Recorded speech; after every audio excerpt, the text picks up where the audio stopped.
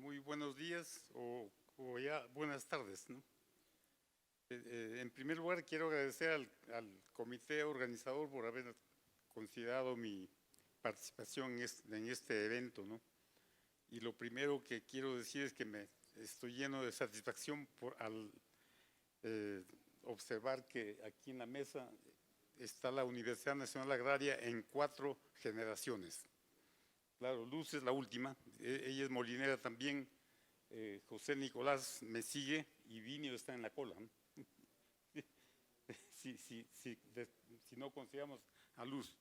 Muy bien, después de haber escuchado las conferencias anteriores, las participaciones anteriores y haber conversado un poco con los miembros del panel, voy a tener que acelerar un poco la presentación y tal vez modificar un poco, ¿no? Yo había denominado esta presentación como el enfoque técnico o científico de lo que es la cabecera de Cuenca, ¿no? Sí, y efectivamente, como Luz lo ha nombrado, hay una, y también lo escuchamos en la media mañana, hay todo un proceso en lo que se refiere a la legislación sobre cabecera de Cuenca, ¿no? Nace con la ley de recursos hídricos, algunos intentos de congresistas de establecer normas, leyes, y finalmente hay una ley pues, sobre cabecera de Cuenca y un reglamento que determina que la Autoridad Nacional del Agua es la que se encarga de establecer la metodología para la delimitación de esas cabeceras de cuenca, ¿no? Entonces, este es el índice que vamos a ver, ¿sí? Y voy a hacer muy rápido, como dije, y tal vez altere un poco el procedimiento, ¿no? Sí, ¿qué es cabecera de cuenca? Hay definiciones, realmente vienen del francés o del inglés, pero no hay una definición como tal de cabecera de cuenca, sino es una parte de la cuenca. Es como si consideráramos el organismo humano que tenemos una cabeza y unos pies. Los pies de la cuenca están en la desembocadura de la cuenca, ¿no? Y la cabeza está pues en la parte alta, ¿no? Y toda la cuenca es importante, pero no podemos cortarnos los dedos de los pies o cortarnos un pedazo de cerebro en la cabeza, ¿no? Entonces, para mí la cuenca es una unidad integral y por eso que la ley de recursos hídricos establece que la gestión de recursos hídricos se hace por cuenca, ¿sí? Entonces ese es un conjunto, ¿no? Ahora, que haya áreas dentro de la cuenca que necesitan un tratamiento distinto porque son más sensibles, eso sí es cierto, pues no. Y en ese aspecto las cabeceras de cuenca, que son las áreas donde hay más introducción de la variable esta de entrada que es la lluvia, y ahí se llevan a cabo los procesos hidrológicos para alimentar la parte baja o media de la cuenca. Entonces, pues, puede suceder que hay partes de esa cuenca que son muy sensibles y hay que tratarlas, pero el tratamiento general se hace dentro de un plan de ordenamiento para el uso de los recursos de la cuenca. Y en tal sentido, habrá casos en que su tratamiento será un poco diferenciado, pero el tratamiento dentro del plan de ordenamiento tiene que ser igual para todos, ¿no? Y si observamos aquí en la gráfica, entonces, me permiten, yo creo que me escuchan una voz un poco alta, ¿no? Para la traducción. Entonces, es que no veo la pantalla para marcar y abajo no se marca, ¿no? Pues sí. ¿Se marca abajo? Ah, ok. Muy bien. Bueno, entonces, si ven en este…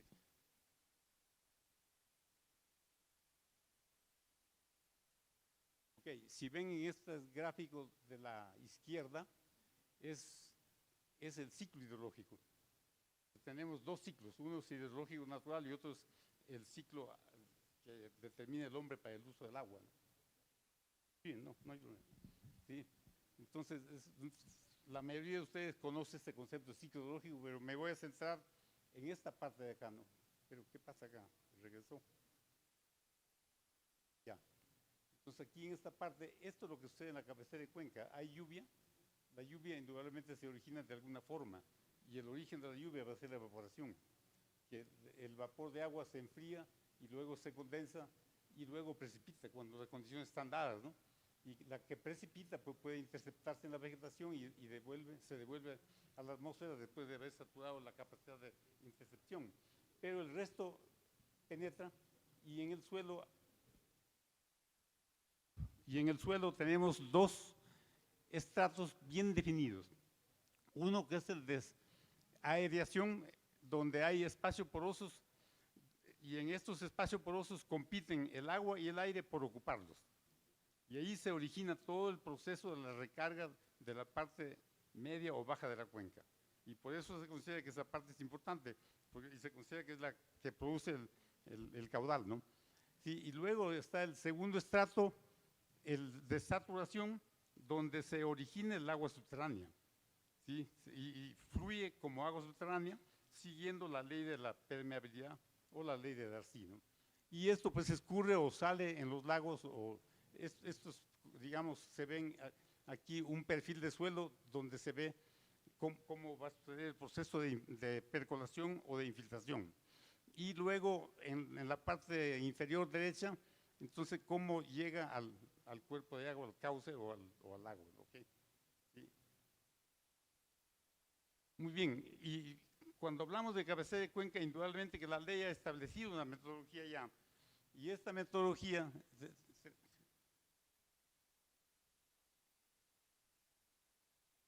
en esta metodología, aquí tenemos un sistema hidrográfico conformado por varios afluentes y se considera pues que es el límite, que es el divortium aquarum de la cuenca. Y lo que llueva fuera de la línea va a la cuenca vecina. Y por lo tanto, todo lo que llueve dentro de la línea se concentra acá. Y la parte alta es la cabecera de cuenca, como es la cabeza del cuerpo humano. Y la parte media es la que más se usa y la parte inferior es la que recibiría los impactos, ¿no? ¿Okay? Y el nombre se deriva pues de headwater, que es la cabecera de cuenca, no es más que la traducción de este término headwater, o del francés, que prácticamente en francés se dice lo mismo también, headwater o cabecera de cuenca, ¿ok? Si entonces, como lo dije, es el lugar que más recibe lluvia, ¿no? Y que se percola y luego sale como flujo base, ¿ok? Sí, en las cuencas altoandinas hay pues territorios por 3.000 o 3.500 metros sobre el nivel del mar, ¿no? Ahora, yo creo que Vinio va a presentar unos perfiles de las características, cómo son las cuencas de Perú. Y hay cuencas que no obedecen mucho a esta metodología de separar las cuencas por el método Fast-Tether o de Horton o Strahler, ¿sí? Porque Fast-Tether va de abajo hacia arriba y Strahler va de arriba hacia abajo. Entonces, creo que el más lógico me parece es el de Strahler, porque ahí determina el número de ríos y se considera cabecera de cuenca la parte que está en todos los ríos de orden 1, ¿no? Pero eso no sería el único criterio para determinar las cabeceras de cuenca, porque hay otros, por ejemplo, aquí en este gráfico ustedes pueden ver el orden 1 acá, todo lo que son 1, orden 1 quiere decir que no hay afluentes. Entonces se considera cabecera de cuenca estos ríos que no tienen afluentes. Pero es relativo, porque ustedes toman un mapa en 1 en 10.000, ven ciertos afluentes que no lo ven en 1 en 50 o 1 en 100.000. Entonces ese es un término ya que determina qué es lo que vamos a hacer. Claro, la ley o el reglamento de delimitación establece la cartografía nacional de 1 en 100.000. Pero la pregunta ¿es eso correcto? Porque si yo uso un mapa de 1 en 5.000 o 1 en 50.000, entonces cambia totalmente el concepto de cabecera de cuenca o del orden de los ríos, ¿ok? Entonces, muy bien, entonces, y el de Strahler, como les dije, va de abajo hacia arriba, ¿sí? Se escoge un río y luego se va numerando hacia arriba. En cambio, perdón, el de Fast-Tether, ¿ok? Y el de Strahler va de arriba hacia abajo, pues, ¿ok? Entonces hay criterios para delimitarlo establecidos en el reglamento y aquí se ve un gráfico, por ejemplo, en este de acá. Uy, estoy un poco torpe con el manejo del aparato este, ¿no?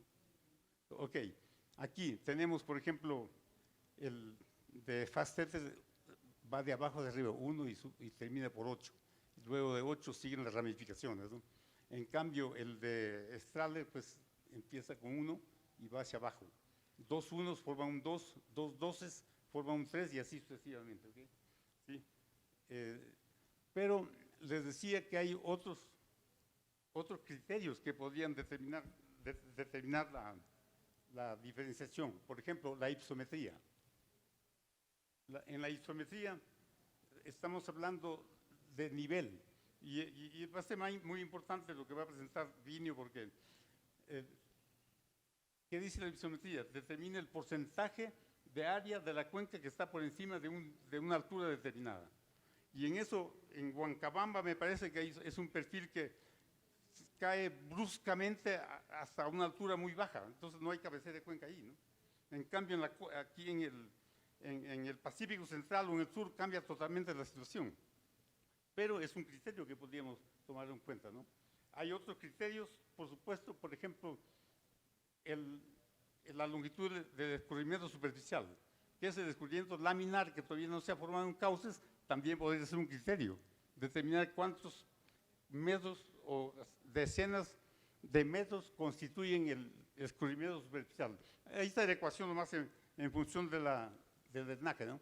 O el tiempo de concentración, que nos determinan las isocronas o curvas de igual tiempo de viaje.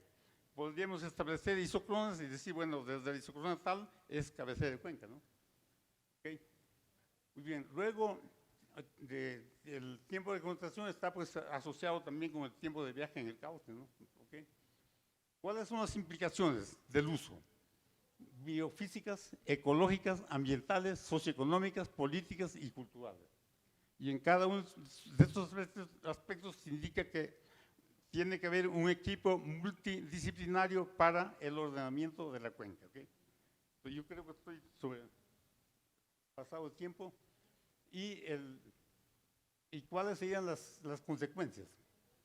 Bueno, el respeto, en primer lugar, la mayoría de las cuencas ya están siendo usadas, las cuencas de cabecera. Entonces, por lo tanto, ¿qué hay que considerar? Pues respeto de los derechos que ya están ahí, ancestrales inclusive, ¿no? O restricciones de la apertura de caminos, o trasvases, o restricción de actividades mineras. Entonces, pero eso tiene que estar dentro del plan de ordenamiento, ¿no es cierto? ¿Sí? Y el marco legal, ya no lo voy a pasar, porque dijimos que hay una ley y un reglamento que determinan cómo deberían ser definidas las cabeceras de cuenca, ¿no?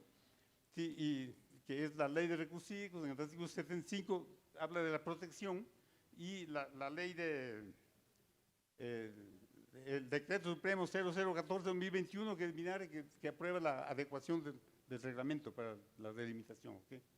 ¿Sí? Y como conclusiones, ¿qué tenemos? Es importante establecer medidas de protección y conservación y eso tiene que estar en el plan de ordenamiento, ¿no?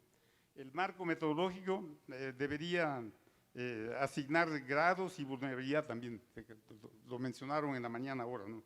Zonas vulnerables.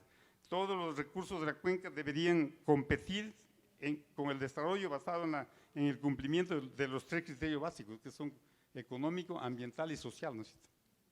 Así que, y luego que es necesario llevar a cabo una adecuada planificación integral, tomando en cuenta los estudios necesarios para justificar las medidas de intangibilidad de las que se habla pues, en la ley, ¿no es cierto? O sea, no todas las áreas pueden ser intangibles, tendrían que estar dentro del plan de ordenamiento, ¿no? Y el marco metodológico de la ANA pues tiene un valor importante, pero hemos visto que hay otros criterios para determinar la cabecera de cuenca que podrían utilizarse, ¿no? Ok, bueno, esto es lo que quería presentarles y voy a ceder la palabra, creo que a Nicolás.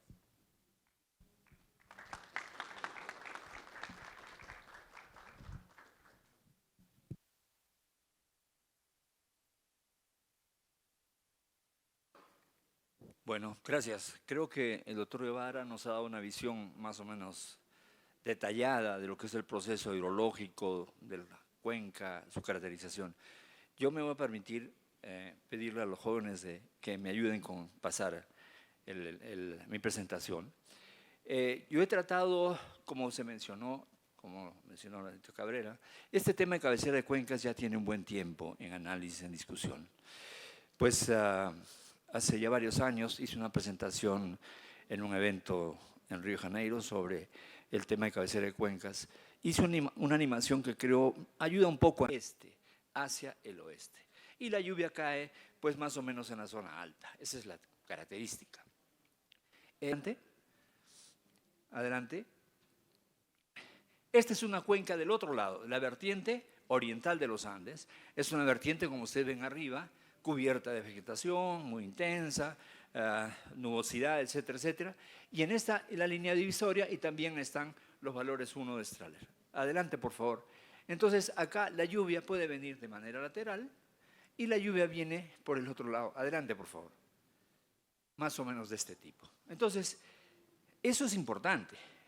La lluvia, la precipitación, tiene una dinámica, tiene un origen, tiene caracterización, tanto en la vertiente oriental como en la occidental. O sea, son procesos físicos diferenciados, no distintos, pero sí diferenciados. Entonces, los hidrogramas que surgen a partir de esta precipitación son distintos. Adelante, por favor. Luego, pues, poner las dos cuencas en un mismo concepto tiene sus limitaciones. Adelante, por favor.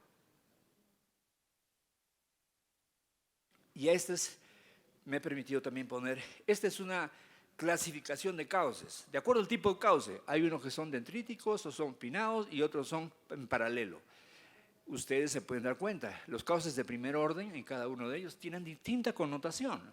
O sea, no tienen el mismo efecto sobre el escurrimiento de la cuenca. Entonces tampoco puedo juntar todo en un solo, disculpen la expresión, saco.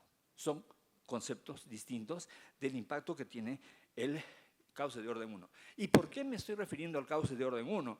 Porque se maneja la idea de que la cabecera de cuenca está definida por los cauces de orden 1 de una cuenca.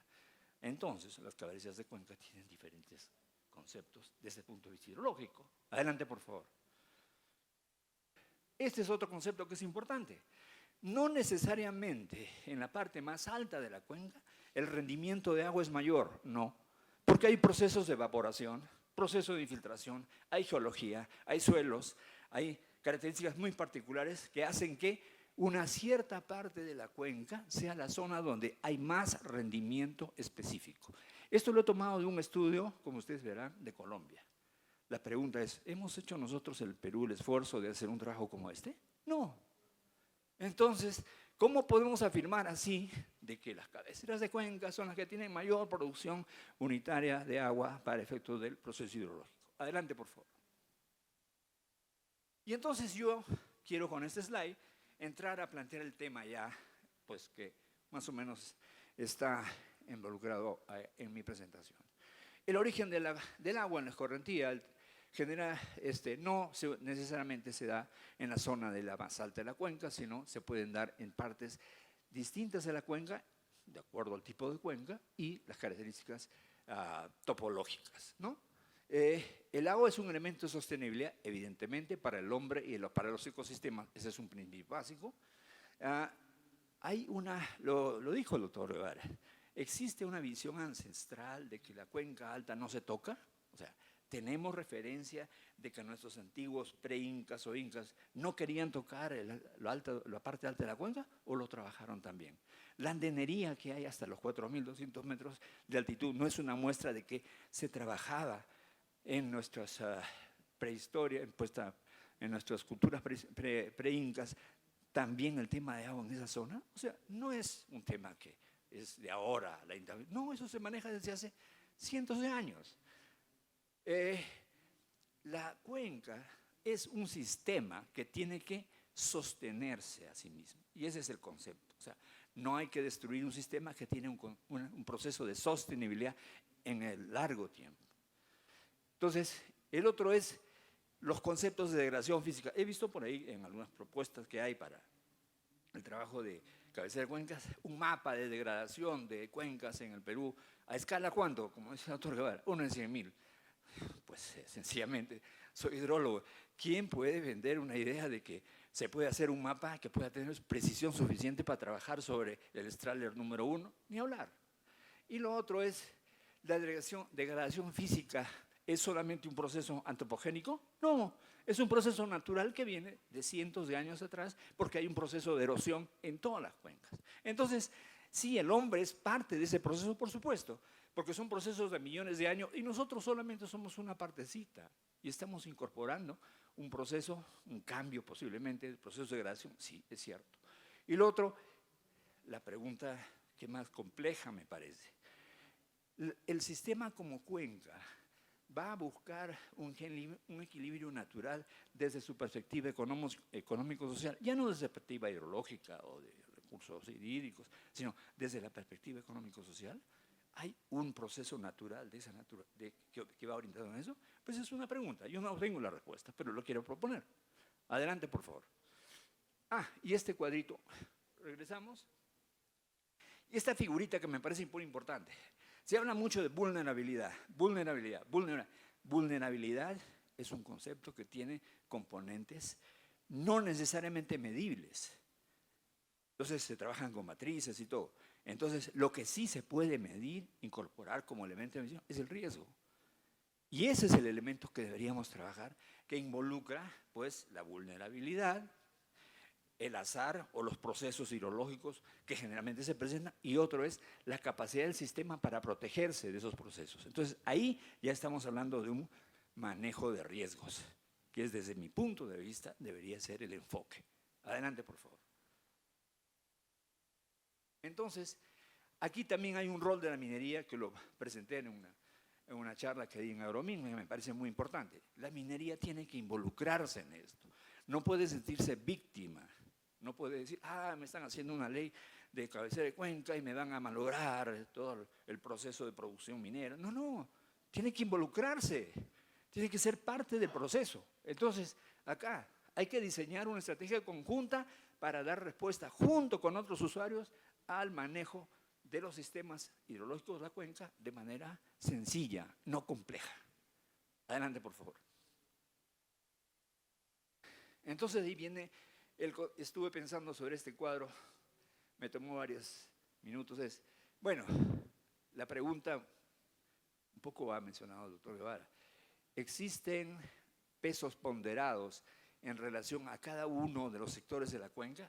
Mejor dicho, algunos sectores de la cuenca pesan más que otros, algunos pesan más desde el punto de vista hidrológico, desde el punto de vista de producción de sedimentos, desde el punto de vista de sostenibilidad. ¿Esto es posible? Seguramente, pero es una visión. ¿Tenemos un análisis de eso? No lo hay. Entonces, ¿hay un uso del espacio? Sí, necesitamos hacer un uso del espacio en distintas actividades y eso, pues, involucra un elemento que, por ejemplo, no se considera. Yo he trabajado en operación minera y el sobrepastoreo, por ejemplo, es un elemento muy importante en esto. El sobrepastoreo, ¿por qué? Porque pues, no hay un control del sistema de pastoreo en las partes altas y si una área de bofedal soporta 3 o 4 vicuñas, está cargada con 15 vicuñas fácilmente. Entonces, también es un elemento de ocupación del espacio y que genera un uso diferenciado. La minería también, como ustedes verán, genera un cambio de todo el espectro. Y lo otro es el tema de conectividad. Existe conectividad entre los elementos del discurrir del agua en la cuenca y también existe conectividad entre los usuarios, que ese es el asunto de compartir, como se dice, ¿no? Share, compartir el agua. Ese es el otro elemento que no hemos trabajado suficiente. Adelante, por favor. Disculpe la rapidez, pero el tiempo nos está ganando. Y este es un gráfico que tomé de este trabajo muy interesante, que lo conocen también los colegas, el tema de la biodiversidad y la economía, ¿no? Entonces, es una revisión del año pasado, muy interesante. Entonces, hay aquí el tema de valoración económico-ambiental. Entonces, la primera pregunta, y como ustedes ven en el grafiquito, ¿conocemos suficientemente cuál es el valor que tenemos, la valoración de los espacios que tenemos en la cuenca? Pues no lo tenemos en el Perú, que yo sepa, un trabajo sistemático que diga en esta zona si se ocupa vamos a perder tanto, o de esta otra también, o de esta otra también, para poder, porque las decisiones sobre manejo de gestión tienen que basarse sobre data, no sobre supuestos, como decía también mi colega, el doctor Guevara. Tercero, la interacción del agua y la parte socioambiental es importante. No puedo ver para poder hacer seguimiento a la... Y las componentes están suficientemente definidas. Se habla de la interacción del agua y la componente socioambiental. La pregunta es, ¿está suficientemente trabajada, estudiada en el Perú, bajo la diferenciación que hay entre las distintas cuencas que tenemos y las actividades económicas que implementamos? No sé, es una pregunta. Hemos revisado, analizado las acciones de control sobre los eventos climáticos en esta zona. O sea, ¿se ha hecho algún trabajo en Perú sobre una sistematización? Estábamos hablando ayer con el doctor Armando Gallego sobre la sistematización de trabajos. Mucha gente trabaja proyectos muy interesantes, análisis, pero la idea es que consolidemos y sistematicemos porque estamos enfrentando el futuro.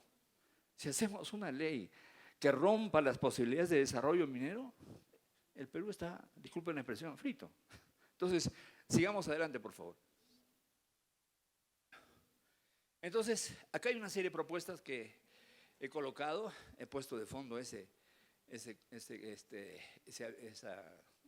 anuncio de una revista que ya de hace varios años, el año 2017 cuando hicimos una entrevista, pero entonces la propuesta es, ¿descartamos la legislación específica sobre cabecera de cuenca? O sea, o la aceptamos, la asumimos, pero sí fortalecemos la legislación sobre la gestión de la cuenca como tal, no necesariamente sobre una parte.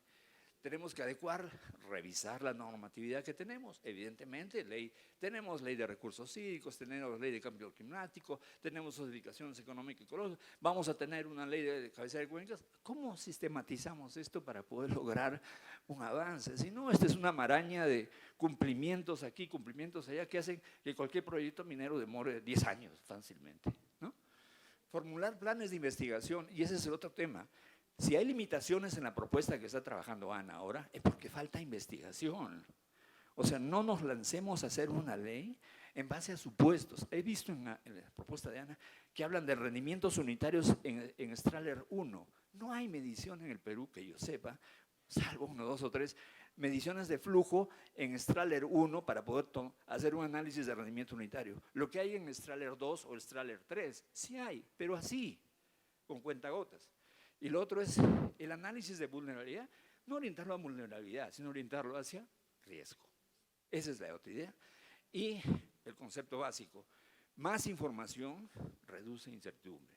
Si queremos tener una propuesta concreta, viable, positiva, necesitamos información. No nos lancemos a hacer una ley o una reglamentación que no tiene información y que se basa sobre supuestos. Esa es la idea.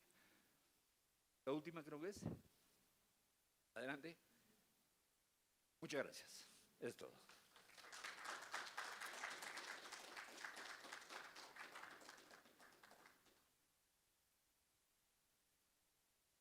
Muy buenas tardes. Como ustedes pueden apreciar, las 4 generaciones de La Molina nos vestimos en forma diferente. Todos tenemos una particularidad.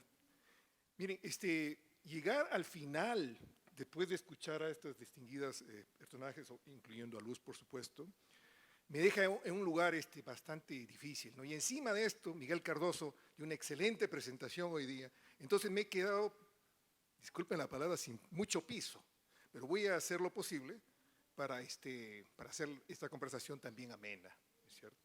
Miren, yo salí de La Molina y con mucho entusiasmo, ¿no? Me fui a Estados Unidos.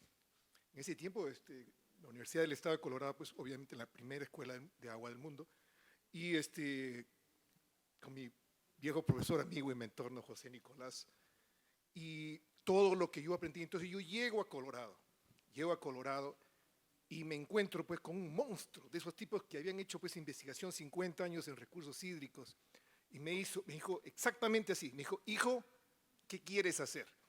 Le dije: doctor Simons, yo quiero construir puentes, quiero construir canales, presas. Me dijo: eso no es el futuro. Ese no es el futuro para ti, me dijo. Para ti el futuro es gerenciar cuencas, gerenciar sistemas, optimizar, simular, etc. Me dijo, anda, hazte una maestría pues aquí con otro profesor fantástico. Hace tu maestría y te vienes, pues cuando quieres hacer el doctorado te vienes y hablamos. Y exactamente eso ocurrió. Se dio cuenta, no me quiso decir, este muchacho sabe hidrología, porque José Nicolás me había dado una excelente base, pero en esto de gestión de cuencas y gestión integrada, no integral, disculpen la palabra, ahí está mal escrita, estaba pues casi pues literalmente en la calle. Entonces este señor de una forma muy amable me dijo, bueno, mira, edúcate y vienes pues y conversamos después, y así lo hice, ¿no? En fin, miren, en la universidad tuve el privilegio de tomar un curso con este profesor que ustedes ven ahí, que es una de las personas que más usó el término Shum, ¿no? El profesor Shum, que Eddie lo conoce muy bien, ¿no? Y como ustedes pueden ver en la parte, Luz, avísame, porque yo tengo la mala costumbre de pasarme el tiempo, ¿no? Algunos ya me conocen aquí. Entonces, esto lo hizo su puño y letra, el profesor Shum. Y dijo, miren, en la cuenca hay tres partes, básicamente 6 secciones, 3 zonas. Esta parte superior, que para mí es y lo que dice Axel Durojani, y me costó años digerir esto, no es cabecera de cuenca, es una cuenca de cabecera, donde se genera no solamente agua, sino sedimento. Luego tenemos una parte fundamental, que es la parte media, y luego tenemos la más baja. Todas estas zonas son imprescindibles. Uno no puede decir, mira, me voy a enfocar y proteger el cerebro o el corazón y dejo los riñones para después. No, esa visión integrada de la gestión del recurso hídrico debe prevalecer. Y yo me siento, cuando nosotros en Jerez empezamos a revisar esto, me sentí realmente como aquel muchachito que llegó muy joven a Colorado sin saber todo esto, ¿no? Después de 30 y tantos años, obviamente, he aprendido que realmente la gestión integrada es la forma de proceder en una cuenca. 1 más 1 no es 2, es más que 2, si consideramos todas las componentes del análisis de sistemas, obviamente. Miren, no salió. Esta es una publicación también del National Park Service y muestra claramente las 3 zonas. Y los he dejado aquí en inglés inclusive. Miren, para la definición que se ha dado y que se viene circulando, solamente esta partecita que está acá arriba, pero no necesariamente esto. Esta parte alta de la cuenca no solamente es agua y sedimentos, ¿no? Es recompensa junta, como decía José Nicolás, todos estos no solamente agua, sino sedimentos, dentro que sigue a una zona de transferencia. Y en esta zona de transferencia, ¿qué ocurre en la zona de transferencia? Bueno, en la zona de transferencia hace que los nutrientes se inyecten a los cauces. Esta es la zona más activa, una de las zonas más activas en materia ecológica. Y obviamente tenemos la parte final en donde están los estuarios, donde comienza y termina la vida. Y usted dígame, ¿cuál es más importante? La respuesta es todos son importantes, absolutamente. Miren, hablando nuevamente de lo que Eddie me había dicho acerca de las cuencas del Perú, o sea, generalizar, primero con una teoría realmente poco científica, hay que decirlo claramente, ¿no? De muy poca base. Miren las diferencias que tenemos. Estos son perfiles longitudinales de diferentes ríos que están en cuencas en el Perú. Miren, por ejemplo, este de acá. ¿Dónde está la cabecera de cuenca? Miren acá la del río Mayo, por ejemplo. O sea, simplemente con analizar la geomorfología de esos cauces nos damos claramente cuenta que la mejor forma de analizar nuestros cauces es usando ese gran concepto de la gestión integrada del recurso. Miren, otro tema que lo ha mencionado José Nicolás es acerca de riesgo y vulnerabilidad, que se habla mucho, pero que ni siquiera se define realmente, ¿no? Ustedes pueden ver ahí los términos. Perdón.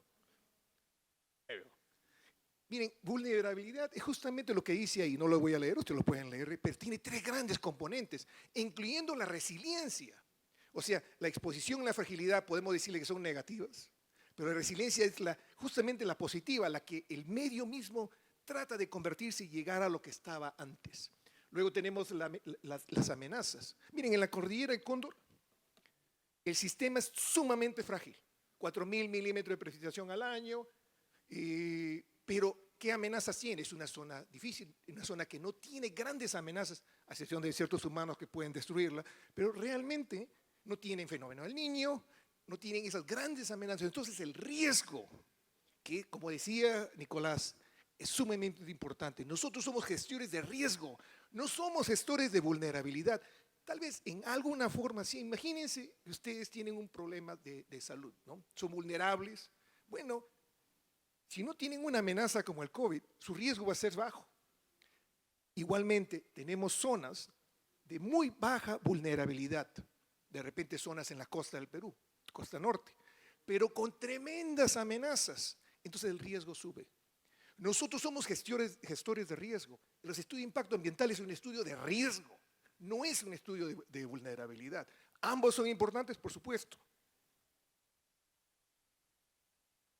Actividades en las cabeceras de cuencas en formas acentrales. Bueno, miren, ahí está una.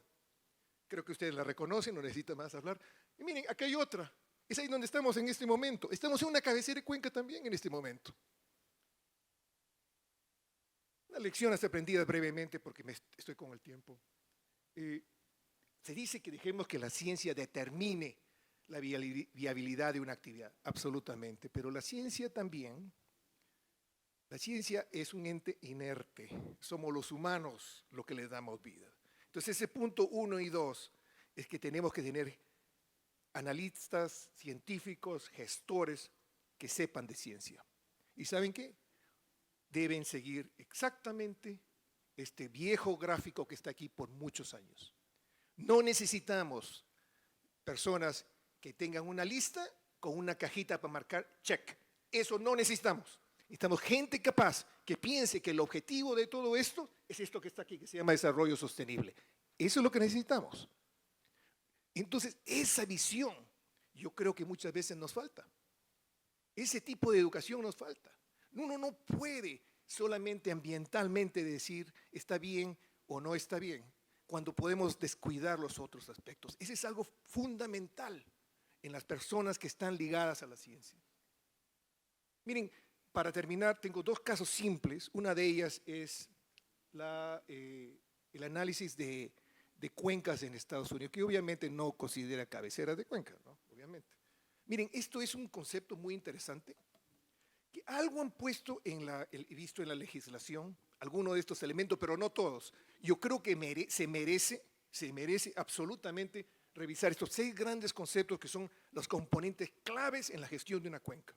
Ahí está la información, está todo lo que ustedes necesitan. En el Perú se iba a hacer un análisis de esto. Y hablé con mi gran amigo, ex jefe de la ANA, y él estaba, yo realmente no le he hecho seguimiento, espero que se haya hecho algo, ¿no? Miren, en Chile se está haciendo un análisis súper interesante.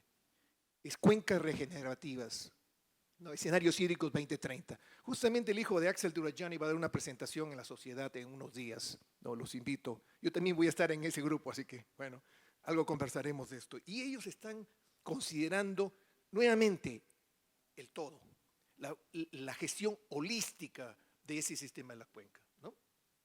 Y ustedes pueden leerlo.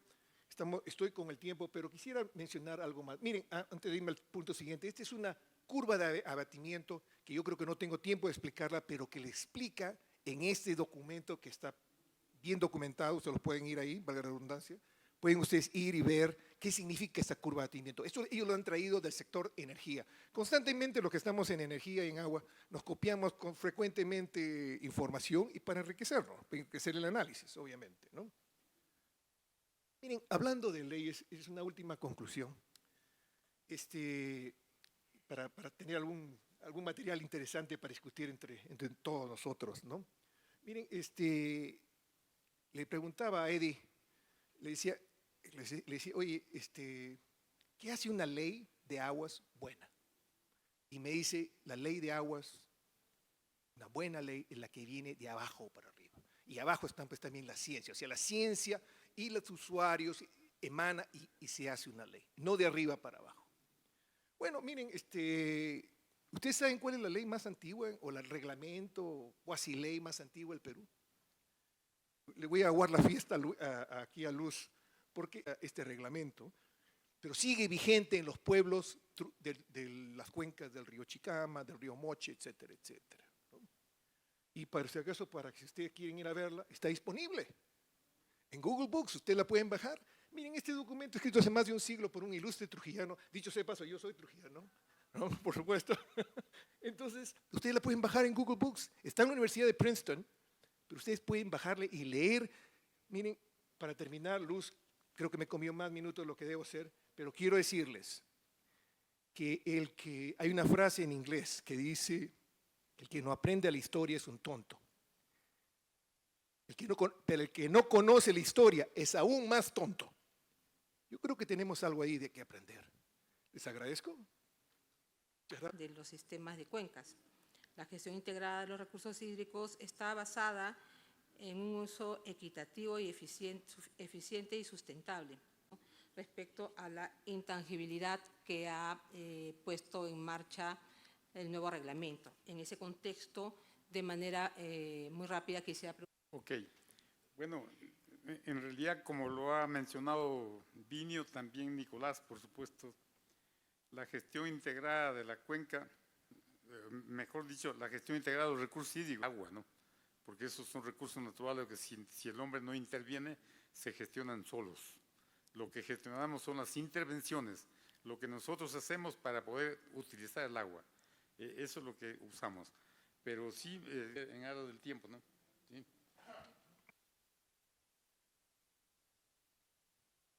Gracias. Sí, pues como mencioné, creo que hay dos elementos importantes para poder pensar siquiera en un tema de proceso de operaciones, se mantiene, se puede hacer y todo, pero hay que pensar también en el post-operación, en el tema de abandono y todos estos temas que evidentemente continúan indefinidamente. Entonces, ¿cómo es que esta intervención va a tener? Evidentemente que la intervención sobre el sistema es intensa al principio, pero esta es como la colita del hidrorama, al final tiene un caudal base o una forma base muy pequeña pero sostenible. Entonces, ese es el otro elemento que hay que manejar. Y lo otro es que, lo dije, en este tema de intangibilidad, la gente de minería, la gente que conoce. Buenos puntos. Yo creo que es importante el concepto del sistema de gestión ambiental y social, ¿no? Y dentro, yo sigo dicho ese paso la IFC, hay algunos de ustedes me conocen, saben que yo soy un amante de esto, y dentro del sistema de gestión ambiental pues está el estudio de impacto ambiental, que es una fotografía, es una buena fotografía de lo que ocurre, ¿no? Y posiblemente lo que va a ocurrir, pero el sistema de gestión mide el día al día, en todas las fases de un proyecto. Un buen sistema, un buen estudio de impacto ambiental debería hacer todo este análisis. A mí me hubiera gustado, por ejemplo, que y tenemos leyes con respecto a intangibilidad. El Perú tiene áreas intangibles en cantidades interesantes, ¿no? Yo creo que siguiendo estos pasos, se debería incluir todo lo que se necesita para decidir si una zona debe ser o no intangible. Y encontrar pues los mecanismos para evitar, mitigar, modificar, etcétera, etcétera, ¿no? Este tema de intangibilidad con la nueva normativa a los proyectos de exploración minera. ¿Cómo ven ustedes esa implicancia? Y tal vez Vinio un poquito, ya que siempre agarra la colita, también el tema del cambio climático, este factor del cambio climático, cómo también podría influenciar en el tema de la gestión integrada de cuencas. Claro, gracias. Bueno, me lanzo un comercial, entonces mañana los esperamos en la Cumbre del Agua, en la cual tengo yo derecho y tengo el privilegio de codirigir, y vamos a discutir obviamente este tema, ¿no? a fondo, con grandes expertos. Miren, el cambio climático está acá, ya llegó hace rato, está manifestándose tremendamente. Nuestros grandes reservorios que tenemos en las altas cumbres, que son los glaciares, están desapareciendo. Más del 50% se han desaparecido en los últimos 40 años en el Perú, ¿no? Entonces, Y lo más interesante es que la hidrología, espero no confundirlos mucho, la hidrología y los hidrólogos hacen estos pronósticos, ¿no?, de tanto flujo como precipitación y hasta calidad de agua, basado en el pasado. Bueno, eso lastimosamente eso ya no es así. Ya no es así. El cambio climático está modificando tremendamente todos estos factores. Y en estos estudios que debemos hacer de gestión, de estudio de impacto ambiental, obviamente los estudios de gestión ambiental y social, se debe incluir. Y además es un requerimiento de la IFC para aquellos que buscan financiamiento del Banco Mundial. Entonces, el impacto del cambio climático es realmente tremendo. Y hay otros relacionados, no solamente relacionados a los recursos hídricos. Dicho de paso, yo uso la palabra recursos hídricos y no agua, y esto tiene un fondo que no vamos a discutir hoy día, ¿no? Pero con relación a la exploración, claro que tiene un gran impacto. Por supuesto que tiene un gran impacto.